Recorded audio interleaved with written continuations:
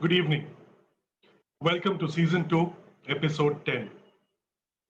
This lovely Saturday evening, joining me on discussions on culinary craft, the passion, the performance, and the pain, Part 2, are young Neeti from Bombay, Manish Khanna, also very young from Bombay, and a very, very young Yazad Gandhi, all the way from Melbourne.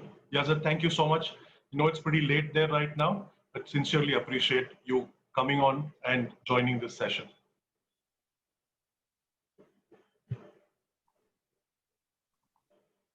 Okay.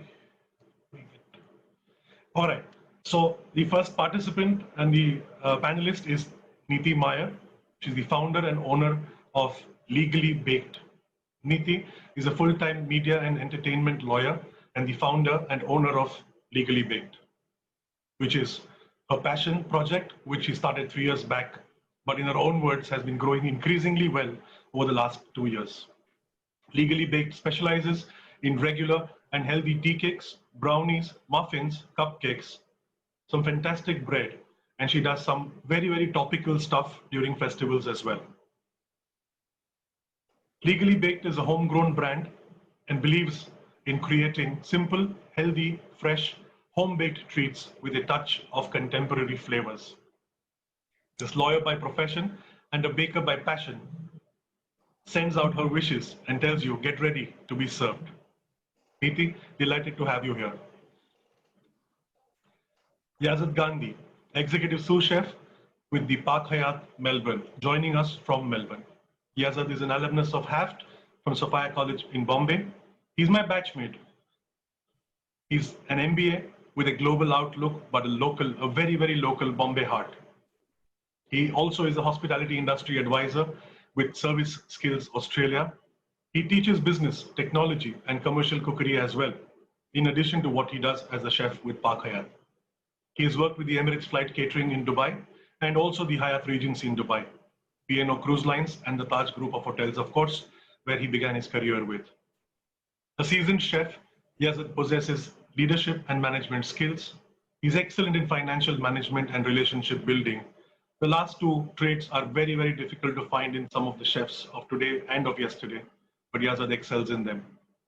He loves using local food produce in his food. He loves building sustainable partnerships with all stakeholders. He's a solid team player and an even solid leader. Welcome once again, Yazad, and thank you for doing this so late. Manish Khanna, founder, partner of Brownie Point and Noir. Manish also is a dear friend and a batchmate of mine, an alumnus of HAFT Sophia's. The ever-smiling Manish has worked with the Oberoi Flight Services. It used to be called that in our times. The Leela Kempinski, where he and I started our careers together, and the Royal Caribbean Cruise. Very soon, Manish realized that food and beverage service is not where his passion was, but his passion was in dessert, and he switched from front of the house to back of the house. Manish, with Brownie Point, was one of the early players of independent dessert brands. He plunged and launched Brownie Point, one of the first of its kind place in Tony, Bandra. Today, Brownie Point is across 30 locations, 4 cities, and 2 countries, and growing still. For some of you who may remember, it is Manish and Brownie Point that introduced brownies and cheesecakes to the rest of us in Bombay outside the 5-star culture. To excel in his craft, Manish has traveled across the globe, trained and worked with many renowned chefs. Today, he has a massive central kitchen from which he bakes the widest range of variety and desserts. And Brownie Point is his baby, and he has just very, very recently also started something called Noir by Chef Manish Khanna, which is a bespoke shop-in-shop model as of now, but he does some fantastic mouth-drooling desserts under the brand Noir. Manish also is a sort of a YouTube celebrity, and he does very simple, basic YouTube videos. His clientele there is very different, and he's very, very focused on what he wants to do. Manish, delighted to have you here, buddy. Thank you. Whilst I have everyone's attention, and I'm in the last leg of season 2, on Tuesday at 5 p.m. is another session, season 2, episode 11, where I'm talking with Ralph, Sam, and Ankit on discovering your purpose and walk in your calling. And probably as we say, doing what you really wanted to do in life. Don't miss this episode. The link is there. Take a snapshot and register. Registrations are open. Thursday next, the second last episode of season 2, I'm speaking with 3 super women who have been giving back and they continue to give back selflessly. Dr. Ketna Mehta, Sherry Asdani, and Urvi Mehta, who joins us from US, are going to speak with us on what makes them tick and what makes them give back selflessly. And the season finale of season 2, episode 13, is on next Saturday, excuse me, 5 p.m. again. I'm going to speak with Mahima, Lalit, and Inam on the power of sales, balancing emotions and the dilemma of metrics. Take a snapshot. In case you've missed it, you'll find it on Facebook or on the rest of my channels on social media. Please do join in, and I look forward to seeing you guys. With this, I'm shutting the screen share and requesting my panelists to get their audio video on. Whilst I wait for them, hi Yazad, hi Neeti. Hello. Thank you. Thank you. Hi Harsh, thank you for joining in. Manish, can you try and get your audio video on? Or where are you? Wait, let me see. I have to ask you to do this. I can. Yes, great. I think you'll have to do it yourself. I'm sorry, I can't do it for you. No, because it says host would do it. Okay. So I've done Yes. that. Okay, great. Sorry. Done. Yes. Okay, super. Thank you very much. Good evening and welcome. For all of you who've joining in on Candid Conversations for the first time, you have a raise your hand button. If you raise your hand like many of them are, it means you're waving out to us. And please, on behalf of the panelists, I'm waving out. Thank you, Sheetal Khanna, Harsh Vyas, and everyone else who is. If you have to ask a question to anyone, use the Q&A button. I will take it up with the panelists one by one from time to time. The questions are only restricted to the panelists' view and not to everybody else's. And in case I've missed out saying hello to those who've raised their hands, hello to everyone who's raising their hands. With that, let's start. Neeti, welcome. Manish, welcome. And Yazad, thank you so much for coming in. Quick opening statements from all of you so the audience can put a face to your names. Neeti, let's start with you. Thank you very much, Satyan, for having me here. And I'm really excited to be a part of Candid Conversations with Manish and Yazad especially. Manish? Thanks, Satyan, for having me on board for this lovely initiative that you've been doing. I'm super excited and can't wait to share my views with you all. Baba, go ahead. Satyan, thanks for having me and welcome to Neeti and Manish as well. I'm super excited as well to be on this panel and can't wait to share all my experiences with you all. Thank you so much. Super, great. So thank you very much, everyone. Thank you for going on thanking me. That wasn't the intent. The intent was to have some quick opening statements, but thank you. Audience, I didn't plug that in at all, and I didn't ask them to thank me, but they're sweet people as they all are. So great, let me get deep dive straight into the conversation and as candid as I can. Neeti, lawyer by profession, baker by passion. Okay, what made you realize that baking is your passion? And yes, you said it's 3 years ago that you started your venture, but why? And how is it doing? And how are you balancing your court life and kitchen life, if I may say so? So you actually gave me a very great introduction, Satyan. Thank you for that again. So, you know, honestly, for a few people who actually, who probably will be on and they know me, my parents have been, you know, they were in catering college and they started their careers from there. Of course, they did diverge into different fields. And so maybe, you know, a little bit of the genetics played its role. Also, when I was in Pune, I was doing my law in Pune and I was away from home, right? And of course, student allowance. So you have like, you know, minimal amount of money. You know, you're always excited to eat something great to, you know, discover, but you're also like, should I go to a restaurant? It's too expensive. And then you start thinking, okay, you know, maybe I can do something at home because buying ingredients is of course cheaper. And also, you know, MasterChef started, like it was the first time we started watching MasterChef. And then, you know, we were so excited to see what was going on. And so from there, you know, just cooking and, just being in the kitchen and like making things and creating, meals started. But slowly and steadily, I started moving towards desserts because, I don't have a big sweet tooth as such, but I also love desserts. I mean, I have like a few bites maybe and I'm great. But it's just, something very appealing about desserts, like the way they are presented and just like, chocolate and all these things. Sugar has always been like comforting, right? So, and there's also so much that you can do in terms of presentation and, so many things. Of course, I do very, very basic things, but I think that's where it all began when I was in Pune, and I also was alone. So, you'd start, trying things and like all chefs will tell you, once you start, then you can't stop, right? It's very intriguing. You want to go on and on and on. So I guess it's from then. Sure, great, thank you. Thanks for that, Niti. I'll keep coming back to you.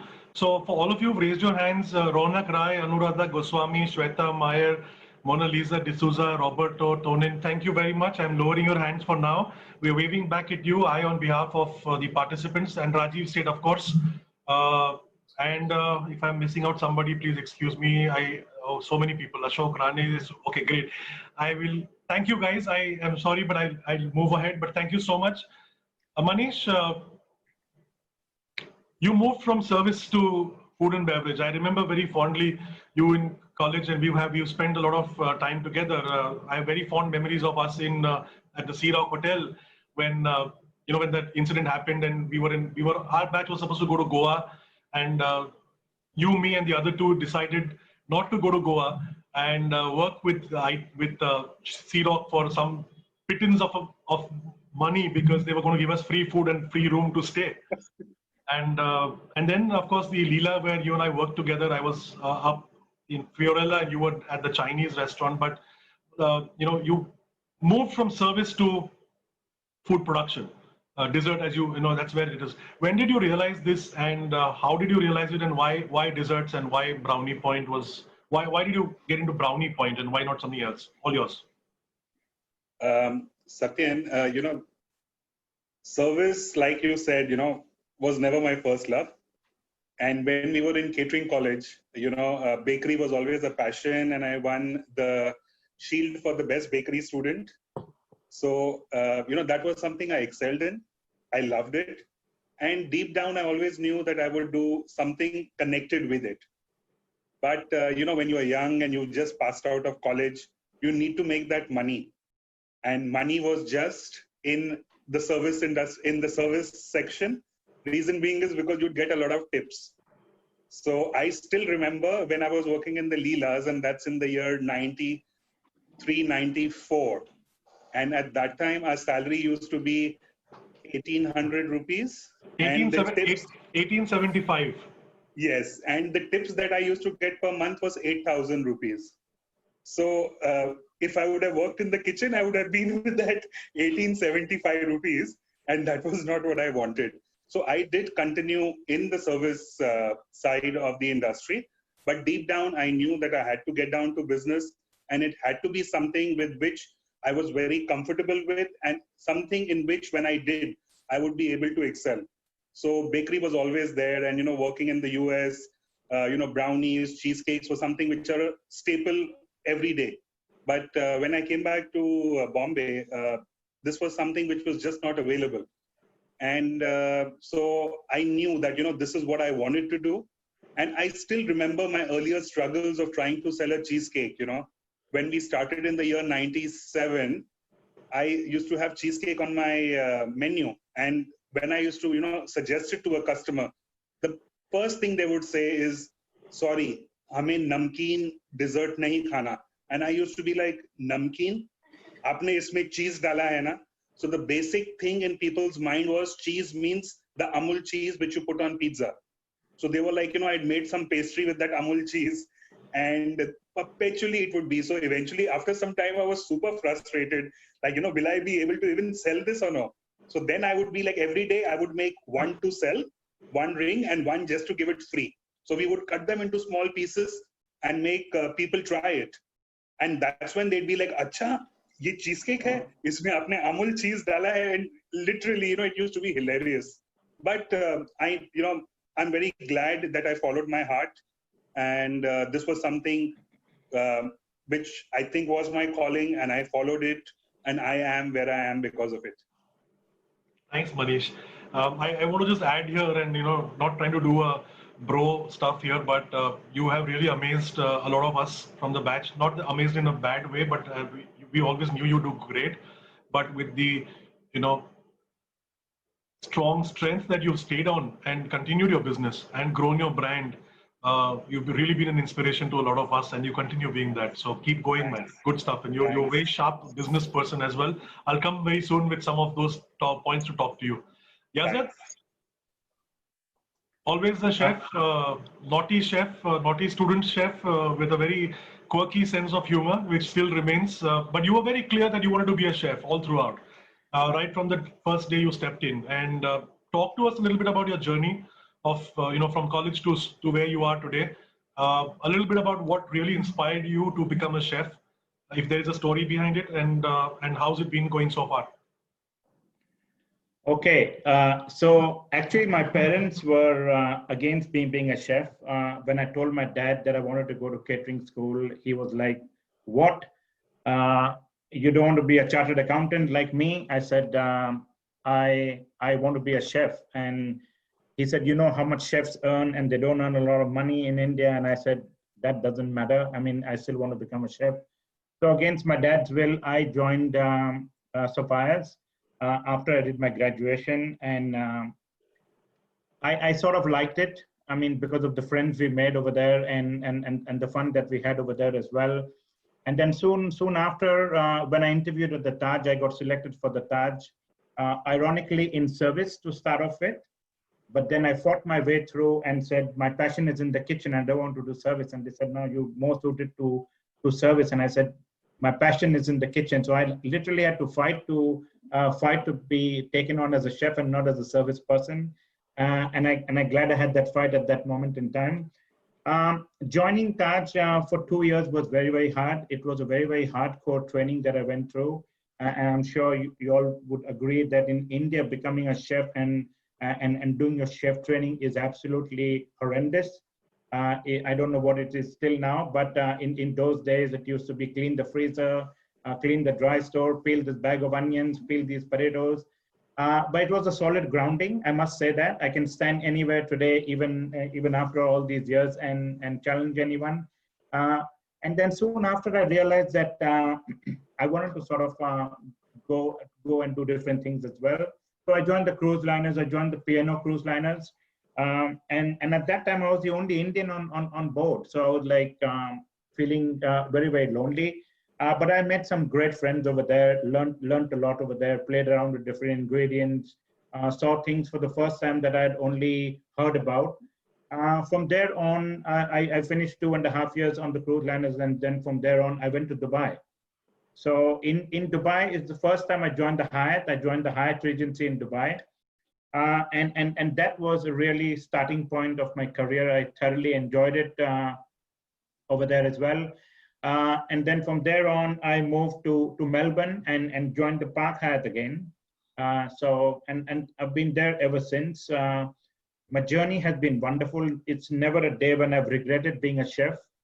All my friends on a Saturday night that I joined them later on say, what is this? You've been since the morning and it's nighttime and you still, you come so late to our parties. And I say, well, I mean, when I'm here, the party starts, so I thoroughly enjoy it. And till today, I never regret my decision. So to the budding chefs, continue to do what you like. That's what I would say. Great, super. Thank you, Yazid. And yes, you have always been a very party animal, if I may say so. And the reason Taj took you in service is because you are handsome now, but you were a little more handsome and you had a little more hair at that time. And a few more people were listening, and Rajiv's there, and a couple of other guys who also were in the same batch. So great. Thank you. And I'm glad you fought your way into becoming a chef, because you're a fantastic chef and you're inspiring too many people, lots of people. I've been seeing some of the stuff that you write. Irfan's also here saying hello. So thank you, Irfan. He is en route between cities, but he's catching us on his car. But thank you, Irfan, for joining in. Niti, coming to you, if I may ask you, was baking, you did answer, you did say that you like baking and desserts and stuff like that, but did you take baking as a option because people think that baking is easier than cooking? No, in fact, it's the other way around actually. Because all the cooks and the chefs and the bakers will agree with me. It's very technical, it's very scientific. From my limited knowledge, I'm speaking, but everyone will agree with me. Cooking mein, theek hai, unless you're making something like really fancy and you're professionally cooking, any international dishes, your regular khana ghar pe, so you don't even need a recipe. Kuch bhi kaat diya, dal diya, ho gaya. Even if it doesn't turn out well, after it's done, you can like fix it, right? In multiple ways. With baking, you can't do that. It's all that goes into that batter. And once it's in the oven, then matlab ram bharose. If you've done your job correctly, it will turn out well. But there are a lot of times, like I've had some disasters as well. Sometimes I'm feeling very adventurous. So I'll experiment and then I've realized I've gone. The cake has sunk. I don't know what has happened of that cake, but it's happened a lot of times. No, but like I always said that there is, I don't know what it is, but there is this some kind of satisfaction that you get when you see a cake, it's risen properly. When you cut it, the texture is amazing. So it's just that. And also I think, in India, mostly, something sweet has always been like a part of a celebration, right? So, the fact that, you can like serve someone a cake or a pastry or whatever it is, a brownie, and it is actually making someone else happy. It's, someone else's celebration and you're in some way, you're a part of that. So I think that's another great feeling. Okay. So do you have a favorite dessert of yours? I love my brownies. I'm sure Manish, no competition to yours, but I love my brownies, and I have my mom, dad, my sister at home, some of my really close friends. They're my best critics, like everything, and all of them. It's like a unanimous decision that the brownies are the best things I make. And Manish, honestly, I've grown up eating like brownies from Brownie Point. Just today, in fact, when we were having lunch and my mom was talking to me and she was saying that, we remember seeing Manish when we used to go to the store, because Brownie Point, Bandra was the first thing that ever happened to the city, right? In terms of brownies. So we remember seeing him at the store and, we used to always go and buy brownies from there. So we've like literally have grown up, like my sister and I have grown up eating brownies from Brownie Point, so. And it's also something which is like, I think brownies is like a universal favorite now for everyone. Like you can't go wrong with brownies. So sure. I guess that's my, yeah. Okay, thank you. Manish, what do you, as an established chef and an established brand, what is your feeling about today's new age bakers, especially during the COVID times and even otherwise? Everyone and anyone is becoming a baker, doing everything, and damn good stuff as well. A lot of it is very good. But do you feel that this is a phase that's going to pass off? And do you feel that the pressure is there on you that there's competition coming? Actually, what has happened with the lockdown, everybody's been at home, and you got nothing to do. You're just making your lunch, your dinner, your breakfast, and baking, like how Niti just said, baking gives you that happiness once that cake or that brownie comes out from the oven. Your whole house smells of that yummy smell, and the happiness that you see that it's come out good is fabulous. So in this lockdown, a lot of people took out to baking. It was not more so because they wanted to work more in the kitchen, but more so because, the kind of happiness that you get when your baked product comes out good. So it was more of a stress buster. In the current scenario, I agree, business has been affected. The basic perception in the market has been is they don't want to really go and buy stuff commercially. They would prefer buying it from somebody who's baking at home. Reason being is because, the times are difficult and, there's so much of, everybody's scared around. So they feel that, when somebody is baking at home and doing it, they're doing it with all the care that they would take in their own homes. So they are a little more comfortable ordering from people baking or even cooking at home. Yes, even, business is there. We are doing, compared to the last 3-4 months, we're doing much better business now as economy is opening up more. But I don't see that as a threat, is because as the situation comes back to normal, people are going to start coming out. They are going to start going back to their own ways. And, when you're ordering from somebody at home, it needs to be pre-ordered. A 24-hour notice, a 12-hour notice is essential. But once everything opens up and people come back outside, I want to eat something now. I don't want to wait 24 hours for it. So eventually what is going to happen is the business is slowly going to come back to us. So it's just a matter of time. So it's good for all. Sure, thanks. But I want to stay with you, Manish, and pick your brains a little bit more. So, Yeah. whilst the home cooks or temporary home cooks will probably disappear if things get normal and when they do, but then you have someone like Niti, who's just around the corner, sitting right next to you, who's doing this as a full-fledged profession, not because of lockdown. She's been doing it for the last 3 years, and she's doing a damn good job of it. Yeah. Very strong social media presence, a lot of fan following. So, do people like her and her types of brands bother you? And do they put pressure on you to innovate better, to kind of bring out more products and to be in competition? Or do you think there are different markets and you guys are not competitors at all? I would say it's a combination of both the things. I follow a lot of people on Insta, on social media, and it's not that, just because I've been there for so long, I know everything. Like, I might just learn something new from somebody who's just started baking yesterday. So for me, it's a matter of learning, and it also keeps us on our feet that, we have to be innovative. We have to innovate, do new stuff. And yes, the market is very big. There are some people, whether it is COVID times or pre-COVID, or it's going to be post-COVID, they are very comfortable with a certain set and a pattern of ordering. If they're comfortable by having it exclusively made for us, which a home baker would do, they would still go to them. But we also have our clientele, which is going to come to us and not going to wait a 24-hour period for something that they want to eat immediately. So the market is big enough for the home bakers as well as the bakers. So there's no sweat on that. Thank you.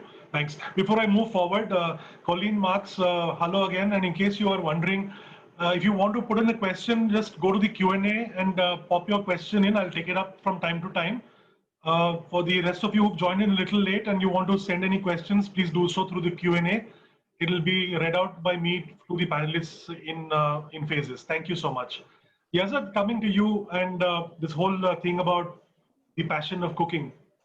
Yeah. And you enjoy a lot of fresh produce, cooking with fresh produce. And I know that because, not only because you say that, but you've always been doing that. Is there a reason behind that? Because there are a lot of chefs who don't really kind of, whilst they talk about it, the next thing is they turn around and open a can and fix the plate. But you're not like that. So is there a reason behind that? And how do you kind of manage when there's not enough of fresh produce around? Okay, to answer your question, Satyan, I've been blessed to be in Australia, actually, in Melbourne particularly. It is known as culturally the food capital of Australia as well, Melbourne. The produce over here is amazing, I must say. I mean, I've been so many countries around the world, worked as a chef worldwide, so many places, but the produce over here is next to none. Seriously, when I say that, I mean it a lot. What I've got is, and what I've done over the past years is I've made relationships with suppliers who are actually farmers as well. So I've got farmers in the Gippsland region in Melbourne who sort of send me a text in the morning and say, look, I've got this, I've got a salad mix. Would you want to take it? I've got a seafood supplier who texts me at 4 a.m. in the morning. And my wife would sort of nudge me and say, come on, I mean, why is he texting you at 4 o'clock? But that is the time when they are sort of getting that fresh produce off the boat as well. And they want to get it directly to the hotel. I've got connections with so many other suppliers who are farmers themselves as well. people who raise poultry on their farms, who come to the hotel to show their produce as well. So the produce has been amazing. I mean, once you used to such amazing produce, which is which is readily available at a very competitive price, then I don't see the reason for going to something like preserved or from a jar or from a tin, because that's not my forte. That doesn't appeal to me. Also, the kind of clientele that we deal with are very, very demanding as well. They demand absolutely the best as well. And like Niti said, after watching these shows such as MasterChef and Ready, Steady, Cook and all these sort of things, everyone suddenly is a chef. The next thing they'll tell you, why don't you buy chicken from here, and why don't you buy your lamb from this region? And I listen to them because I don't want to be rude to them, but we've been blessed with great produce, and that's what we get to the hotel. We get the best, obviously, at a very competitive price. So yeah, that's what it's all about. So okay, so tell me, what are your personal views as a chef on false meat or plant-based meat, and do you work with it? Is there a demand for it in Australia, both in the retail shelves in the hotels, or it's just a passing phase in the western part of the world right now? Because there's a huge amount of monies invested across the world in this industry, yeah, but the results are yet awaited. What's your take on that as a chef? I mean, yes, there is a definite shift in pattern in people, cultural diversities, and people's shifts towards all these plant-based foods as well. We get a lot of our dietaries who are vegan and over lactose, and so we can see a definite shift in pattern. When I started off many years back, there never was a dietary list. Today, when I'm doing a function of 500-600 people at the hotel, there would be around at least 120 to 180 dietaries out of those 500 people. And in Australia, they're big on dietaries as well. You'll have several dietaries, and then you go to create a menu for them. You go to serve them all the 6 or 7 courses that they might be having as well. So it's extremely challenging. So I think there's a definite shift towards that, and it's only going to grow, definitely. It's never going to go away. It's only going to get worse as we know it. The reason why it never existed in the past was people's awareness, I would say. People were not aware. Like me, as a child, I had a stomachache. My mom would say, you know what, it's just a stomachache. Come on, man up. But nowadays, people go to the doctor and are more aware. And you would notice that you're gluten-free or a lactose intolerant or something of that sort. You get yourself tested. You're more aware of it. So there's a shift in awareness rather than what was there in the past as well. And that has, and people are more knowledgeable, people do a lot of research, and because of that, there's a definite shift. So plant-based foods are going to be the next superfoods as well. I mean, over here in Melbourne, they tell me coconut is a superfood.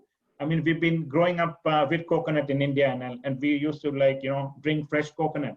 But over here, it's become the superfood now. So it will take time. I mean, it's not easy, but we can only do the best that we can as well. So there will be a definite growth spurt in that segment of the market, definitely. Great.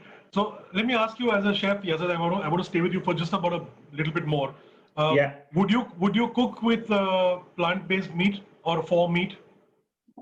I mean, if there's a definite shift for that, I mean, there's a definite shift in the market, then obviously I'll have to. I don't necessarily enjoy it. To be like to cook veg plant-based burgers and all that is not my forte, to be very honest. Some of them are filled with just ingredients that are frozen or something of that sort, and they come in frozen because there's not much of a demand for that as well. Sometimes the client tries and gets their own plant-based foods as well. We strongly discourage that because obviously there are reasons behind it as well. If that is not made by me, I'm not comfortable actually cooking it and serving it as well because there are legal ramifications for that as well. So to answer your question, I'm not too comfortable, but if there's a big shift in the market, then we start to produce it ourselves. So I don't know whether that answers your question, but absolutely. At the moment, I'm not comfortable taking food from somebody else and cooking it in the hotel and then serving it to the client. although they would sign a waiver, but I'm not too comfortable with where it's come from, what the composition is, what he's put in it, because I mean, for everything that we do, we're legally liable to our guests as well. So, but I see there's a big shift in the market, okay?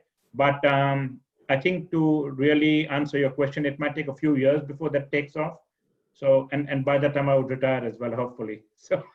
Sure. So, No, you're absolutely right, Yazad, because there are at least 3 global hotel brands who are thinking on the same lines, and not only thinking, but they've invested in a parallel line of for meat just to get away from the legalities, if at all the future trend. So they're doing a scenario planning, as it's called, and there's one local domestic Indian brand which is also doing that. But thanks for that perspective. Thank you very much. Yeah. Manish and Neeti, this is coming to you both common. And of course, Yazad can come in as well. Vegan food is in, and I've seen both your menus. You guys do a lot of vegan stuff. You're advertising it. Social media has become like really fantastic. Neeti, you've done some super breads as well. And Manish, you as well. And there's a lot of vegan desserts that you guys. So tell me, whilst we all understand what vegan food is and vegan dessert, and we're not going to get into a masterclass on that. But is it a pressure for you guys? Then do you think that, okay, 5 chefs are talking about vegan desserts, I should also do one? And is that why you do it? Or do you really feel that there is really a market out there? And tell me honestly, do you, if you make one vegan dessert versus one regular dessert, honestly cross your heart and tell me which one gives you better results in terms of sales and profitability. Neeti, let's start with you and then we'll go to Manish.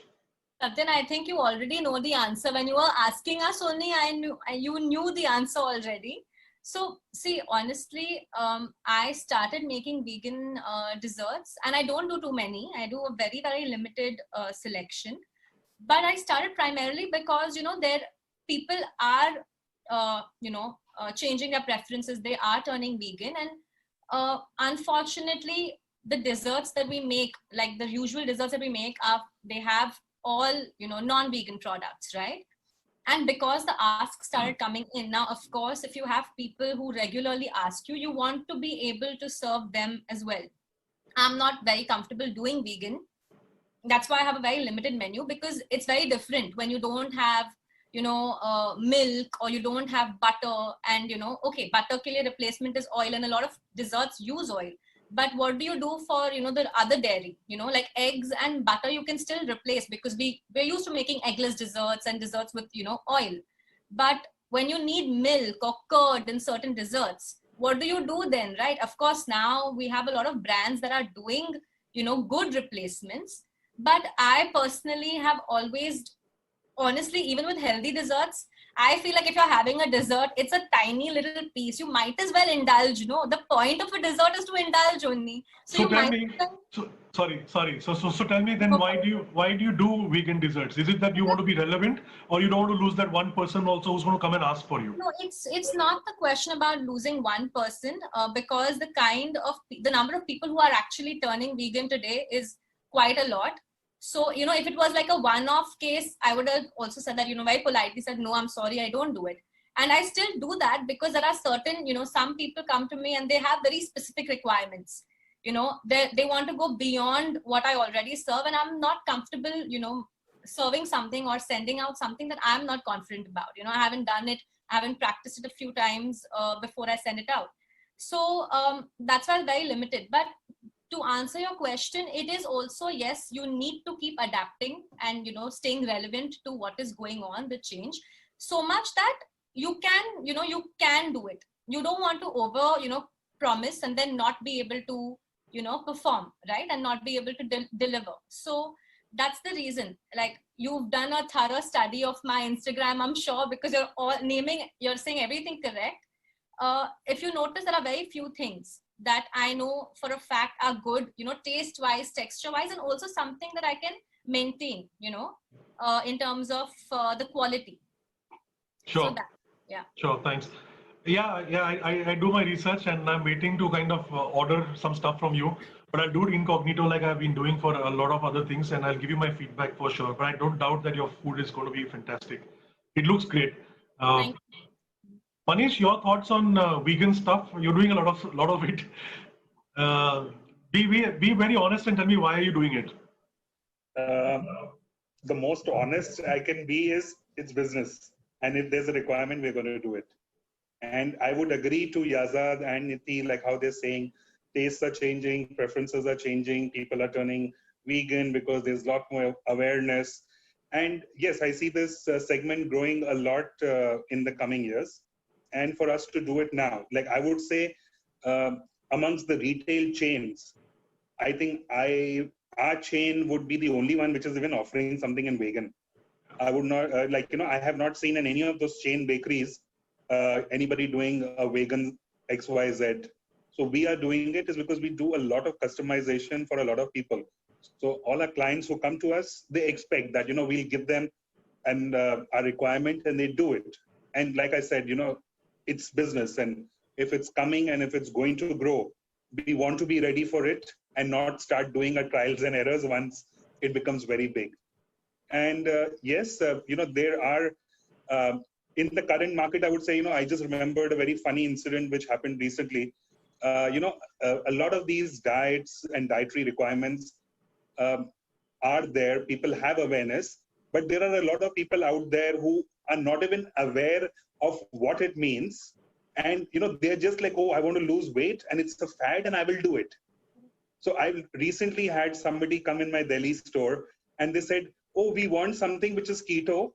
It has to be vegan and it should also be sugar-free. And please, don't use any eggs. And I was like, listen, you've told me 4 things.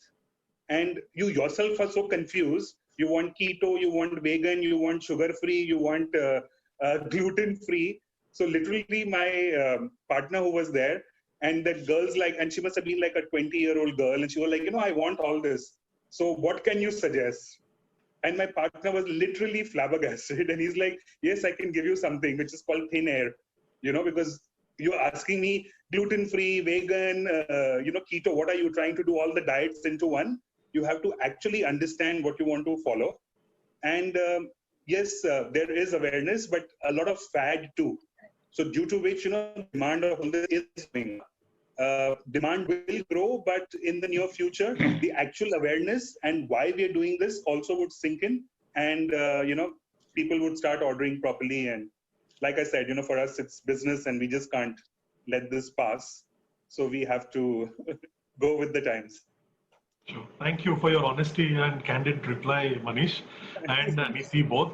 Yazad, I want to come to you, and your hotel particularly is also, if I'm not wrong, wedding destination, or you have a section which is also, you do wedding banquets and stuff like that in large numbers, right? Yeah. Just talk us through. Obviously, you guys are not doing anything right now. There's hardly anything happening, but how difficult is it, and how much of teamwork is required as a chef to coordinate with a lot of other departments on a large function? And that's one part. And the second part is, as a chef, do you sometimes go back and suggest a menu change or a dish change? And if so, is it easy or difficult? Yeah. So to answer your question, it's actually a very, very stressful banqueting operation that we run over there as well. We do in excess of $10.5 million only in events, being a Park Hyatt as well. Now the pressure is because the clientele are very, very demanding as well. What we've noticed is what you have on the menu is what they don't want. Okay, so they come to the hotel, we show them the menus, and they say, oh no, we want something different. And then we ask. So previously, what used to happen is some years back, going back to certain years, the sales girl used to liaise with them, and then she used to come back to me, write me an email, and they said they want something different. I used to write back an email and say, what is different? What different means? I mean, what do they want? They used to say, oh, can you call them up and find out, and this and that. So to cut it short, there was a lot of bureaucracy involved in sending emails back and forth. So what I decided to do is, any of the client comes in who want to have their event, I sort of sit on those meetings with the sales personnel to start off with as well. That makes my job easier, and the questions can be answered there and there. We cut off all the bureaucracy. So previously we only had one banqueting kit, as I must say. So we had a wedding menu, working style lunches, this, that. But what we noticed is, especially with the wedding market, is the second generation immigrants, they didn't want to go back home to get married. They wanted to get married over here. So what we knew is suddenly I had a Chinese couple who wanted Chinese dishes, and a Vietnamese couple who wanted Vietnamese dishes, and the Indian couple wanted their Indian dishes. So what I've learned is to make my life and their life easier is to have different menus for different ethnic backgrounds as well. That has really taken off because I see that as a niche market and it's growing because the second generation does not want to go back because all the friends are here. They want to have their weddings over here as well. So first of all, I had to sit and write all those menus as well. Even after you write those menus, they still come up with a photograph from Insta and say, can you replicate this? Can you do this? Can you do that? And I'm asking them a question, what is it? And they just don't know. So that's fine. I mean, everyone wants to get Insta out into the real world, and which is fine. They'll send me a garden shot of a smorgasbord or an antipasto table studded with things. And when I ask them their budget, they say it's only $50 a head. So, I mean, the guests know what they want, but they're confused as well. So what I do is I sit with them and I find out exactly what they want and how they want to create their event. That makes my life easier as well. Then I go back to the drawing board and sort of craft a menu for them. We do food trials as well. So for every wedding, every corporate, we do food trials as well. So we actually cook the food, we present it. We sort of have a sort of a room that we sit them in with the ambience and everything. And we sort of savor the experience for them as well, as if it was their wedding day. Some of them are intrigued by that as well. But I mean, that's the easiest way, because then what happens is we click photographs. Some of them click photographs as well, and we try and replicate that on the day.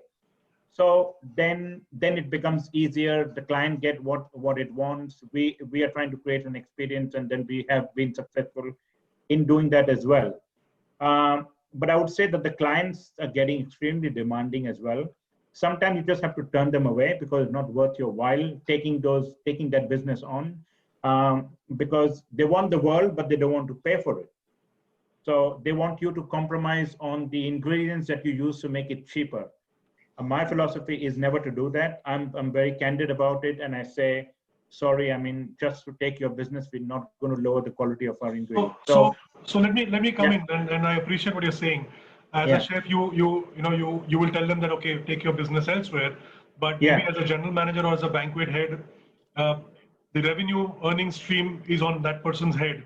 Have you ever come across a time where your GM or your banquet or a function head has said, no, chef, we want this business and let's do it for them? Have you come across any frustrating times like that? Actually, it's the other way around.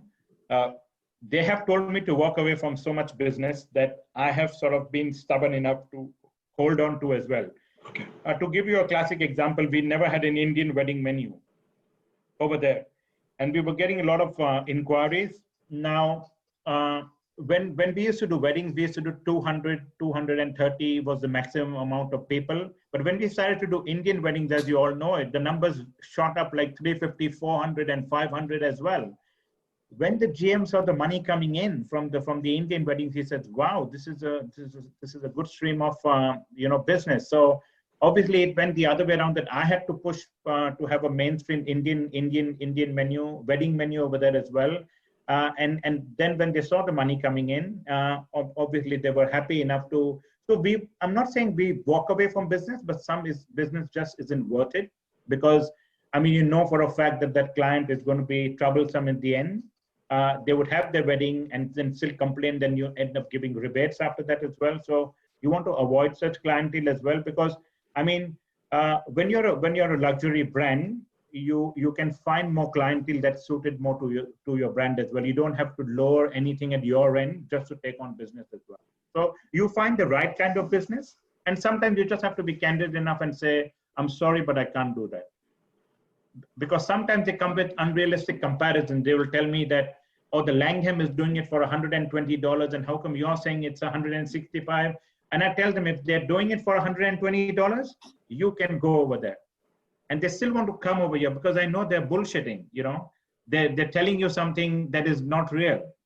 So sometimes you just have to walk away from such people.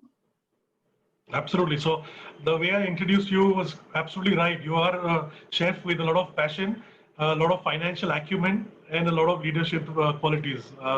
Stay that way, Riyazat. Thank you for those thoughts. I'm going to quickly take in a few comments and questions that have been popping in. So Harsh says, oh, Harsh, thank you so much. My heart is also bleeding with season 2 coming to an end. We still have 3 more episodes. Next Saturday is the last one. Keep in touch. We'll see. Inshallah, we may come back. We may not in some other format. Kayosh Kerawala says, hi, Yazad. Nice to see you. Irfan Pabani, hello, sexy voice. Okay. Anita Patil. Oh, that is for Yazad and Manish. And yeah, he's another classmate chef of ours. So Anita Patil says, if Niti had to choose a mentor in the industry, who would it be? Niti? Oh, I actually have never thought about it, but after this conversation, I would, just because one of the most important things that I do lack is a good business acumen. I would definitely come to Manish or Yazad, and I'm not just saying it because you're here. You'll also have successful businesses, flourishing. So I would definitely come to you all for some business advice that I definitely need to work on. Good, great, good collaborations, and you can be in touch with Yazad over the email and stuff. But Manish, I can guarantee you, he's very, very sharp. He'll sweet, smiley with floppy hair, but he's a banya as far as business is concerned. Trust me, and I say it in a good way. So good choice. Okay, so Sagar Joshi is saying a question to all the 3 panelists. Given the focus on health and eating right now, how are you addressing the consumers' concerns through your product portfolio? Niti has a few healthy options, but do you see that has huge business opportunity going forward? Yeah, so health food and your focus, Manish, Yazad and Niti, and before I take the next questions, your quick comments on that? I mean, can I just start? I mean, it's definitely a growing market. I mean, sometimes people think by eating healthy, they're going to lose weight. It depends on what they're trying to achieve as well. I mean, sometimes they would be, they're mainly their lifestyle choices, mainly their fashion statements as well. I've come across so many other people who come and say, oh, I'm ovo, lacto and gluten-free. And then suddenly they're eating bread rolls from the table. And when I go and say hello to them, I say, by the way, those are with gluten. And so for them, some of them is a fashion statement. Oh, I want to be healthy. I'm come to your hotel and I want to get that importance as well. For some other people, it's a good thing that they've suddenly realized that they want to be health conscious, and we do provide options for them as well. But I mean, if you're on a plan, then we advise you to give us your plan so we know what you can and cannot eat. Everyone's metabolism is different. Everyone's plans are different as well. If you're on a keto diet, your plan will be different to mine as well. If you're on another sort of a diet as well, then your plan. So obviously, I would call up the guests, find out what plan they're on, and sort of cater to that as well, because I want to make sure that they're looked after as well. Definitely. Sure. Manish, you have health food, and if yes, in desserts, can desserts and health food be in the same bracket? Yes, we do. We do have ranges like the keto, we have gluten-free, we have vegan, we have sugar-free. It is, again, like, depending on what the requirement of the client is, we are willing to do that and give it to them. Like Yazad also said, it's a growing market. And as awareness is coming, people are more aware. And they have their requirements that this is what I want. They're more clear. And like I said earlier, you have the confused lot also who just think it as a fashion statement and want to do it.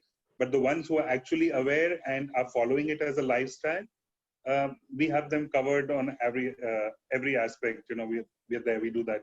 So let me stick with that one main. I think the main point he's trying to make is that do you see that as a huge business opportunity going forward? So maybe I think it's a little futuristic. Do you think health food in indulgence food is going to be something that's a huge business opportunity for tomorrow? Manish? Yes, it's a growing market, and as more awareness comes, it is going to grow. It is never going to be 100%. Obviously, when you want to indulge, you want something sinful. You can do all this for like 6 days, but the 7th day you do want to have that indulgent lava cake or that sinful Nutella cookie. You do want to have it, but yes, but it's a segment which is growing and it's going to grow a little more in the coming years. Sure. Niti, you do some health breads as well, and I've seen some of that, fantastic looking pictures Yes. and the descriptions that you do. Again, was it again a need, or do you have genuinely you have clients who buy and ask for it again and again?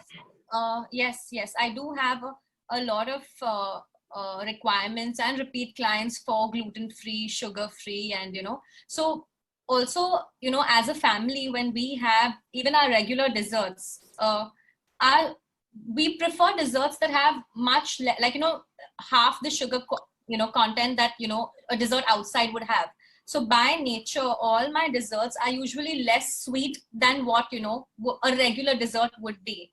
And first I started small, right? We try at home, sampling to my friends, family, and things like that. So I started replacing sugar with jaggery initially at home, because my dad has diabetes, so everything that I did started from home. And the reasons and the all everything that any change that I made started at home.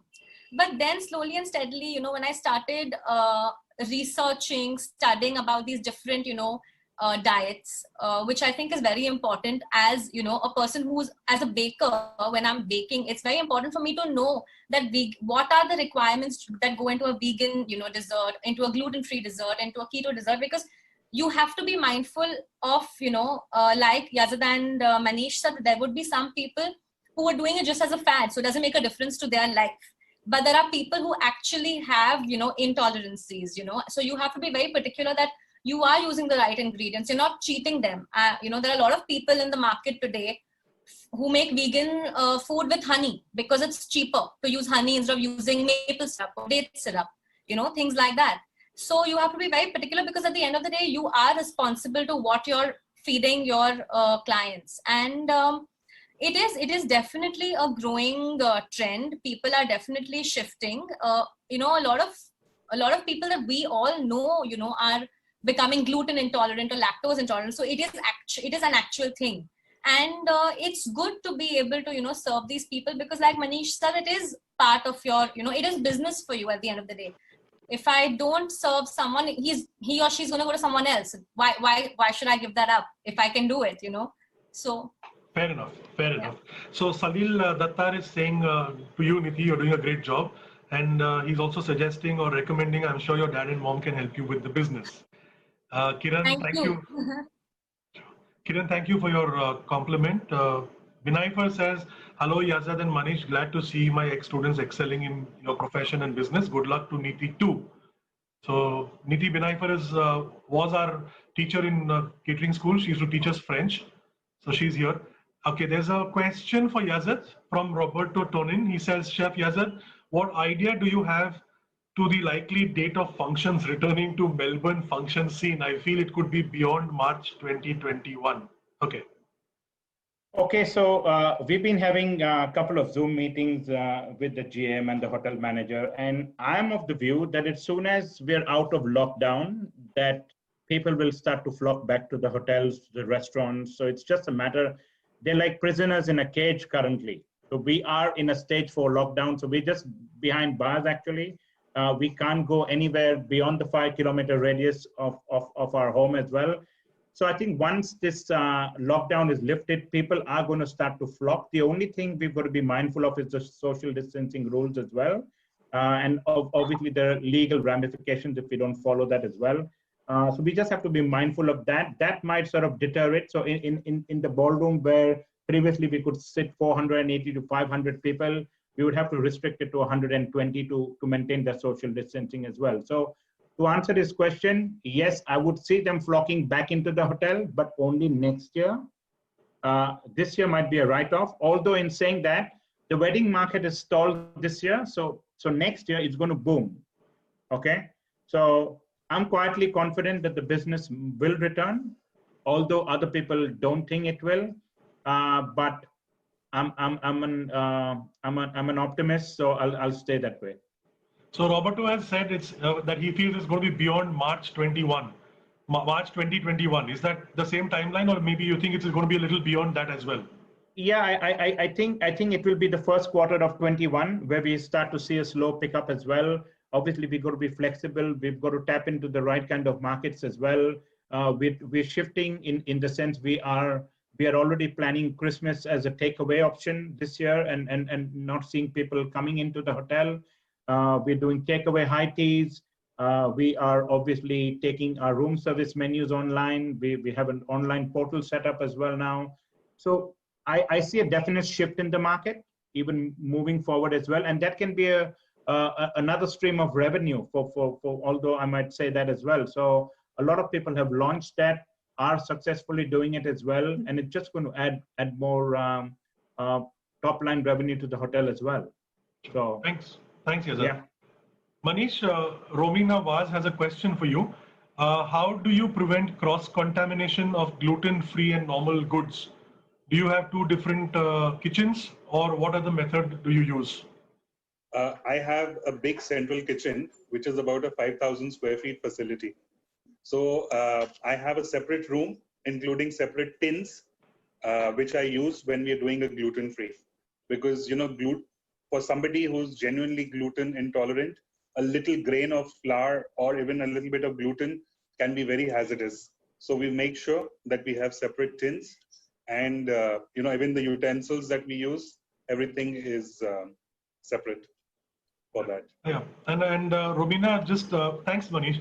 Romina, just for your additional information, there is a legal law which says that if you're keeping gluten-free raw materials in your kitchen or even a commercial activity place, you need to by law cut it off from a regular kitchen. So anyone who claims that they're doing gluten-free, and if they are doing it, you have every right to go and check. Legally, they're supposed to be locked in a separate room or accessible in a different area. Just for additional information.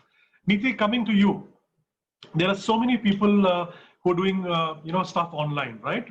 Baking and selling their goods, etc. Do you feel pressure about coping up with what's happening online? I'm purely talking about online right now, because Right. there's so much that can happen offline, but I'm talking about online. Home chefs and new kids on the block and everyone, and there's so much that's happening. How do you cope with it? Do you between your legal side and your passion side, and what motivates you to kind of keep doing what you're doing? Oh, I absolutely enjoy both my professions or fields, as you may call it. I love being a lawyer by the day, and whenever, of course, now it's not, there's no day, night, days, weekends, everything is the same only.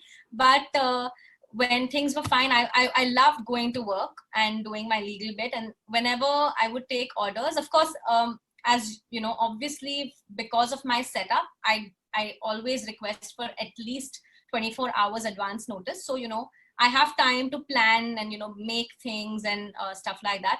But I absolutely love doing that also. A lot of people have actually said that, how do you manage? It's not like the first time I've been asked this question, but, if you enjoy what you're doing, then it's not really a job, you just, it's smooth. It's just easy. Yes, there are a lot of people, as Yazid and Manish both have mentioned, especially during this COVID times. And, it's very natural for people to, kind of start things because, a lot of people have lost their jobs, revenue is low, so people want to start, monetizing whatever little, money they can make. But I think that, once you have your set of clients and, if your products are good, and which has happened with me, a lot of people have come to me only because of reference, and I think that is the best test for your products. Like if someone tries something and they like it, they go and tell 20 people about it. From those 20 people, at least 5 will want to come and at least have a look at your page. If nothing else, ordering is another thing. But the fact that you get that visibility itself is the first step, And there are a lot of people who are doing, similar things, because baked goods and cakes and all, it's a very generic thing, right? Like how much different can you make a chocolate, a dark chocolate cake and things like that. But I specialize, like I said, in brownies and tea cakes. I like to, try different flavors. So I have some, what I try to do is I also do my research. I see what's going on in the market. I try to find the gap. I see what's not happening. And then I try to, incorporate those things in my menu. So if someone, comes and sees my page and say, "Arey, this is very different, we should try this." Because something tried and tested, you would want to go to a place that it's your regular. When you do something different, it intrigues people. People today are also becoming very aware, not only about dietary preferences and things like that, but also in terms of flavors. Our palates are developing. People are excited to try new things. Again, whether it's something they genuinely enjoy, it's just to take a picture and put on Instagram. Ki dekho, this is something new, whatever it is. But at the end of the day, it is benefiting us, so why not? And of course, sometimes I get a little upset also. It's not pressure, but there are a lot of bakers, home bakers or bakers who have their individual setups, who have like huge fan followings and a lot of followers. And of course, they earn through that. And then sometimes they'll come and see your stuff when you've done something really exclusive, and then they go and do the same thing. And I've seen that a couple of times and I've gotten so angry because, you're like, you're going to monetize this with your 50,000 followers and I am sitting here putting in efforts and it's not happening. But I guess. So do you then send them a legal notice? No, unfortunately, I can't do that. I was just going to say that. You can't protect an idea. So right. I have no option. Okay, so my next quick question to you, Neeti, is when do we see a brick and mortar legally baked outlet outside the Bombay High Court or in Fort? We can have it. We can't have it in court, because in court then I will be running between one courtroom and legally baked. Then there will be I don't know what will happen. But I really think that is my eventual. I would love to have my own studio and things like that. And Manish, you're listening. If you can get the hint, please feel free. We can connect whenever. And you can call it baked in between. That's a nice one. Yeah. Yeah. Great. So Manish, coming to you, you've grown your brand,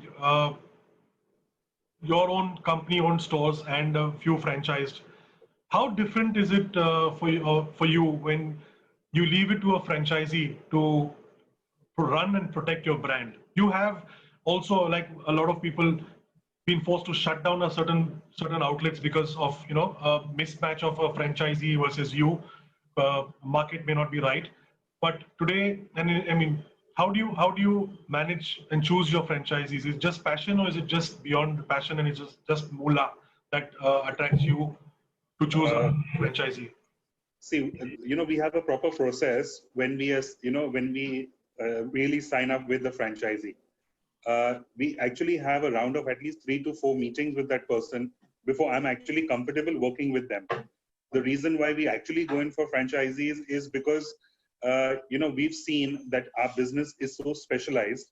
If I leave it absolutely on my staff, it's not going to rise the way I want it to. The staff is happy. You come, we have it. We don't have it. Okay. They will not even try and push something else or, try and get that for the client. So when we have a franchisee, the franchisee we make sure is spending a certain amount of time in the stores. So when he's there, he knows, the more he sells, the more he's going to make. So he makes it an effort. If there is something which is not on the menu, the staff would not bother. But the franchisee, when he comes to know, he'll immediately call me, can we do this? And I'll be like, okay. So we have that direct connect with our franchisees where, whatever the client wants, we're willing to give it to them. And, yes, I do scrutinize, like we do get a lot of people who are just investors or who are like, we have 6 businesses, we just want to start a cake shop. I normally don't work, there, where they're not going to be putting in a good amount of time. So the emotional connect of your business partner with you is extremely important as well, right? Very important. Very important. Okay, and if I may ask you, how different is it? You have your brand in Dubai as well, okay, and working there or setting up business there. And I'm not talking about just legalities. I'm talking about from a guest's perspective. If I may use the word in a very loose way, Dubai has seen a lot of advanced tastes or evolved tastes, right? Faster than in India and cities. So is your menu very different there? And how is it?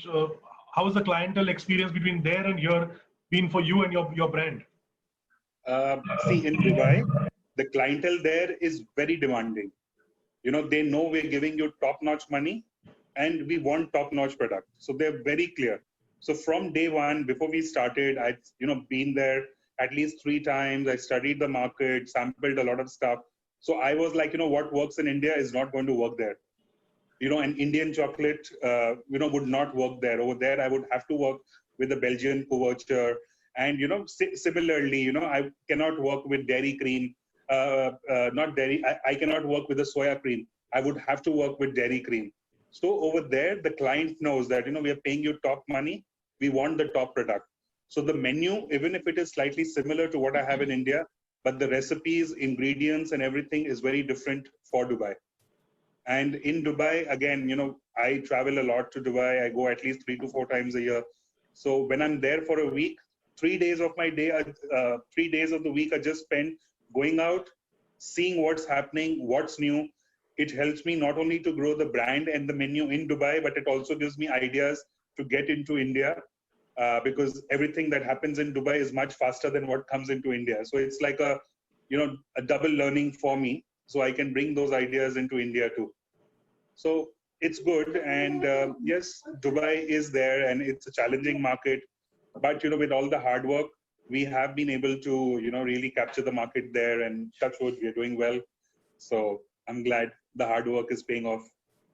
Great. I'm glad too.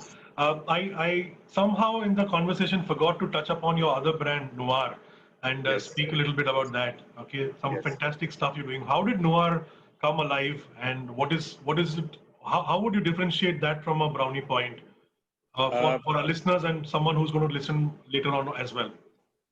See, Brownie Point it's Brownie Point's just completed 23 years this year in February. And in the journey of 23 years, Brownie Point became the go-to brand for your daily needs, your daily eats, and there is a big market in Mumbai for something really indulgent where, which would be a aspirational treat, something which is superb, which I would have maybe once a month, but I want to be the best. So when we started Noah last year, the idea was just to, tap into that emotion of people that, it has to be that extra indulgent where, that at the end of 10 days or on the day when you get your salary and you want to really spend it on something good, Noah is there, you can go there and, get the indulgent. So very sweetly you said indulgent and what treat, and you're hiding the fact that it's super damn expensive, man. Yeah. The ingredients we use over there is anything that I use starts in thousands, whereas what we use in Brownie Point, we use the best in everything. Over there, the ingredient starts in hundreds. So that's the only difference. I didn't want to put you in a spot. I know the quality that you're giving and what Noir is giving out and dishing out. I think it deserves it. It's a high price, but it's a fair. Your market is very different. But good luck to you on that. Any chances on choice of moving Noir franchising, or is it always going to be your own and not going out of your hands for now? Actually, when we started in September last year, the idea was just see how we progress. And when we started and we saw the acceptance in the market was good. So we did start a second store in December of Noir in Malad too. But then the lockdown happened and, all the expansion that we had planned, we had also planned to start a third outlet in Andheri by April or May, but all that's been put on hold. But yes, this once lockdown clears out, we are planning to start. And yes, the future plan for Noir is also to move it not in a shop-in-shop, but a standalone store. Yes, that's the next target. And I do plan to franchise it and move it to different cities and countries too. So let's see, keeping fingers crossed. So I'll give you my little bit of thing, okay?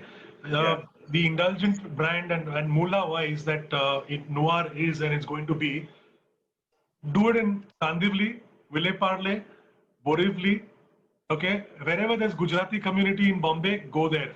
They will pay you and they will eat 24/7. Trust me, I'm not joking. But good luck with that. Yeah, good luck with Thanks that. a lot. Thank you. Yazad, I want to talk to you a little bit about the in the last couple of months, post the first 2 months of lockdown in India. Yeah.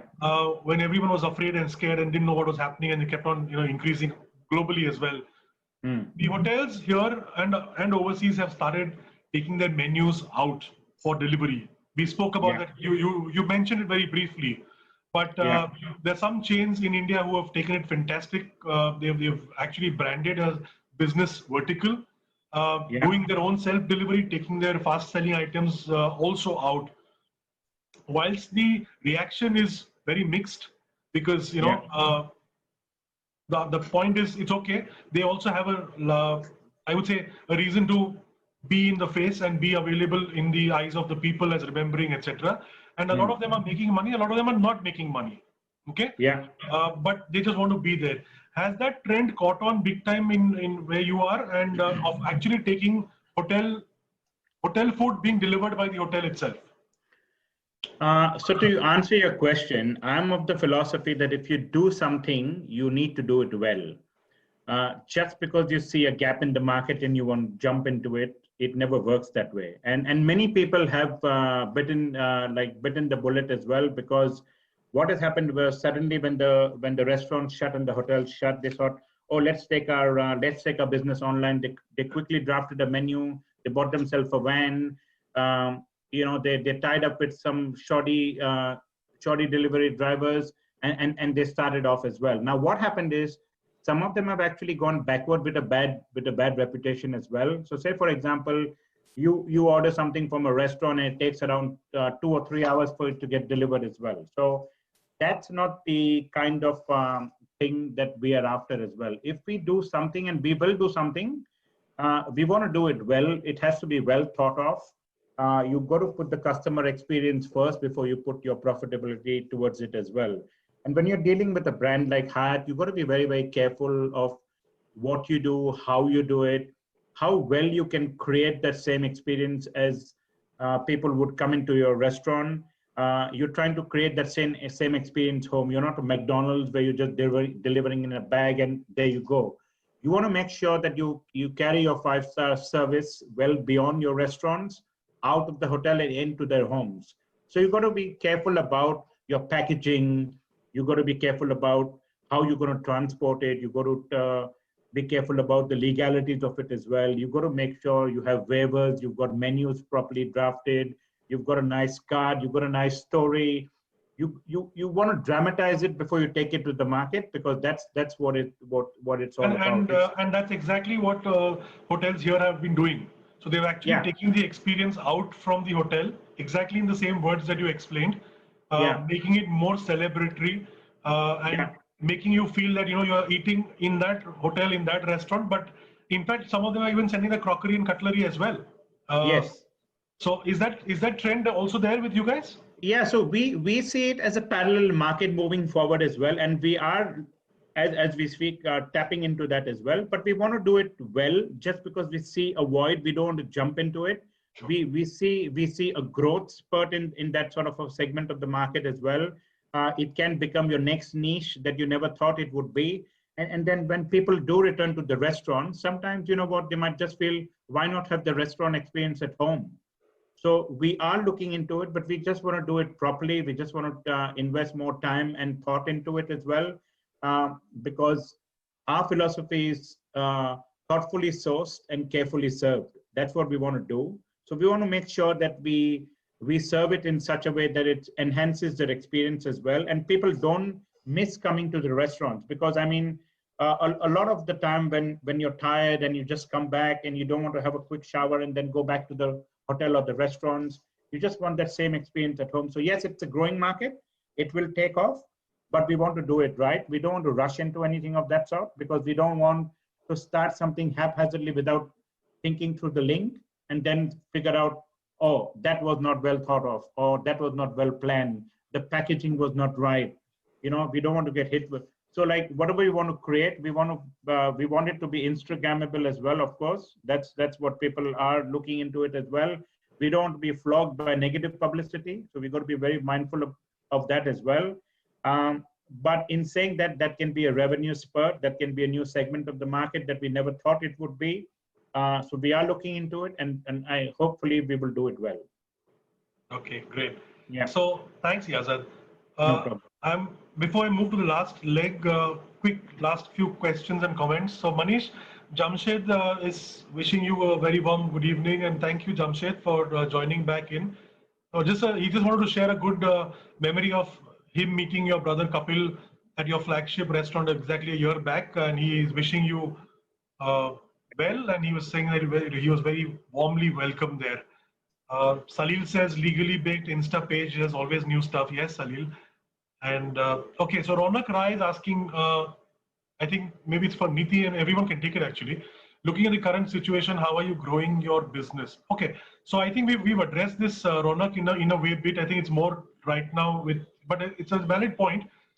Anyone wants to take that? Niti, let's start with you and Manish, and maybe I don't know if Yazad can contribute to this of growing the business because the hotel is shut. But very quickly, before I get to the last round, Niti. Well, so I operate via Instagram. That's like the best platform for me right now. And I think all that I can do is, keep putting stuff out there and keep delivering to the best of my potential, right? Like I said, if someone is happy, they're going to talk about it, and then maybe you're going to get approached by more people. So I think that's the best model that for me right now, especially in this time, because yes, I was doing pretty well, but with COVID and, the fact that people, I think Manish touched upon this earlier, that, with the fact that people want to, they're turning to rather home cooks and home chefs because of safety and all these reasons. It has definitely, boosted my clientele for sure. And it's not like a one-time client, like a one-time order. I've been getting a lot of repeat orders from the same people. So it has definitely helped. So I think that's about it. So Niti, coming, tomorrow if a restaurant wanted to outsource desserts from you and your brand, would you be open to something like that? Or are you even looking at that model? So, I'll be honest, there have been a few people who did talk to me about it. And I haven't really decided if I want to switch completely profession-wise. But I would love to be a consultant, where help them, probably do their dessert menu, work on that. What are the different flavors that we work on, something that's new, things like that. A lot of fusion desserts are happening today, like Indian fusion desserts, So I love exploring all these things, and So let me re-put it that way. Let's say tomorrow, if Manish wanted to sell your favorite or best-selling dish at his place, or a Churchill restaurant in Kulaba wanted to sell your very famous dessert, would you be open to providing them without your branding, and then they sell it? They don't even announce that it's from Legally Baked, but they sell it under their brand. Would you be okay with that? Of course, there are a lot of things that we would have to talk about. And also the fact that I am a lawyer, there will be a lot of things that I will want to put forth. But, that's something, of course, as important and as my identity is, I'm sure if there's something really great, it can be worked out. So the reason I asked you this, Niti, I know you are extremely passionate in what you're doing with this part. I don't know about your legal part. I'm sure you're very good at that. But the reason I specifically asked you is that out of experience, I'm telling you, don't let any opportunity go. Don't get too much into paperwork as far as, so for example, I'm just giving you a name. If tomorrow Kailash Parwar wants to sell your best-selling, Mishti Doi, which doesn't have your label, no problem, give it, because the more people are going to eat that Mishti Doi, they will come back asking that ye chahiye. So you're going to get in returns. So there'll be sometime it's just a bit of me being myself to you. Don't let go of it. Yeah, you can cover the legal part separately. There really may not be a need for legal part in this, but be open to something like this because you want to grow your business and get your taste of your food going out. Yeah. Right. All right. So I'm going to be on the last leg, and in a couple of minutes from now, before we wrap up, and I just want to quickly, not for any reason, but I really want to know that there are days in chefs' lives that are absolutely stressful, right, and painful. and you just want to like throw it all away. Have any of you ever experienced that? I don't want to know the incident, but have you experienced that? Okay, I'm burnt out. I don't want to do this anymore, and I want to just go off. Manish, have you ever felt that? Being in the place that I am in, it happens very regularly. But I never want to throw what I'm doing away. I just want to go away for 2 days, take a break, come back refreshed, and face it with new vigor. But I never thought that I would want to just give this, away. It is just, at times when it's super stressful, especially towards the end of the year, when there's Christmas, there's New Year's, you're working 18 hours. And, by the first or the second, you are like, 4 days, I don't want to be here. I just want to just switch off my phone, lock myself away and run away. That's all. But come back again and do the same thing all over again. Sure. Neeti and Yazad, same thing. Your thoughts on this? I mean, I'll tell you something. I've seen chefs die of a heart attack on the line. I've seen chefs walk away from their jobs and never return. But what I tell myself and what I tell others and the way I've managed it is, I've learned how to have fun at work. Okay, when you're working in a job for like 15 or 16 hours, like Manish mentioned, if you're not having fun, then you better get out of there. So the important thing is to have fun. So in our kitchens, we have Spotify on all the time, and people are listening to music while they're working. Some are even dancing and chopping away, or so they're having fun. That's the basic thing you need to provide. I mean, if someone's working for you for 12 hours, surely they're not doing it because they, you don't want them to be there just because they have to, but you want them to be there because they want to. No, Yazad, this was for you personally. Have you ever felt like throwing it up and no? going? Like I said, that's what I said. When you have such provisions, you never think that way. Okay. You know what I'm saying? So I've stood the test of time, definitely, and I've learned how to be happy. And it's always something that I wanted to do. And how can you throw away something that you always wanted to do? There are bad days, definitely, but you just, like Manish said, you just walk away. You go back to your office, and maybe you punch the door at the back of the door, or you punch the wall, or you swear behind closed doors, and then you come back out smiling, although you want to kill that person who said something or did something wrong. But you learn how to live with it. You don't let it bother you. A 2-minute bad moment should not disrupt 12 hours of hard work. So you learn how to manage it. Thank you. Neeti, some super advice from these two gentlemen to you. You're very young in this field, but that doesn't mean that you don't have a bad day. How do you deal with it? Do you feel that you want to throw it all away one day?